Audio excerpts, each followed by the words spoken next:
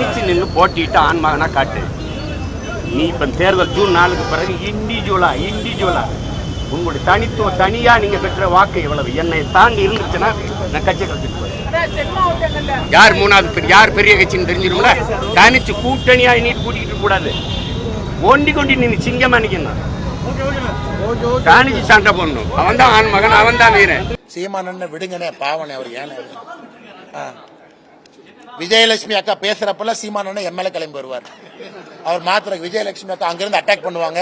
உடனே சம்பந்தம் இல்லாம சீமானண்ண எம்எல்ஏ அட்டாக் வருவார். அண்ணே நான் சீமானண்ண வம்பு கிழத்தினா அவர் விஜயலட்சுமி அக்காவுக்கு பதில் சொல்லணும். எங்கிட்டதுக்கு அவர் பேசுறாரு.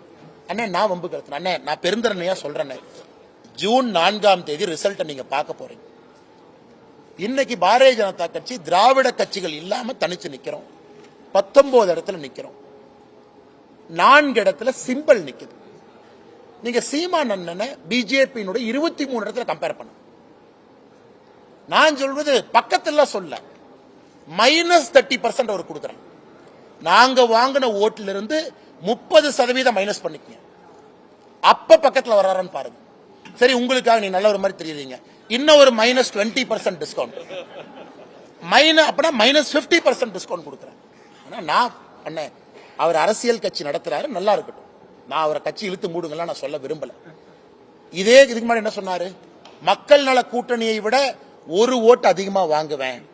அண்ணன் யாரோ எடிட்டர் சரியா பிடிச்சாரு, கட்சியை கலைச்சிருவேன். கரெக்டா எலெக்ஷன் முடிஞ்சு 2016 கேட்டாங்க. நான் சொன்னேன், ஆனா என்ன அப்படின்னாரு. அதனால சீமான் அந்த தர்ம சங்கடத்துல நான் விட விரும்பல. அவர் கட்சி நடத்தட்டும். தமிழகத்துல சீமான் அவருடைய குரல் முக்கியமான குரல், அந்த குரல் இருக்கணும். ஆனால் நான் விதண்டாவாதத்துக்கு விவாதத்துக்கெல்லாம் வரல. சீமானன் மீது மரியாதை இருக்கக்கூடிய நபர் நான். சம்பந்தமே இல்லாத ஏதோ ஒன்னு டைவர்ட் பண்றதுக்கு எங்க மேல விட வேண்டாம் தான் நான் சொல்றேன். இதை பண்ணிட்டா அப்புறம் ஜூன் 4ஆம் தேதி உங்க மூஞ்சியை நான் பார்க்கணும், எங்க மூஞ்சி நீங்க பார்க்கணும். அதனால தேவையில்லாத ஏன் அந்த போட்டிக்கு அவர் வர்றாருன்னு எனக்கு தெரியும்.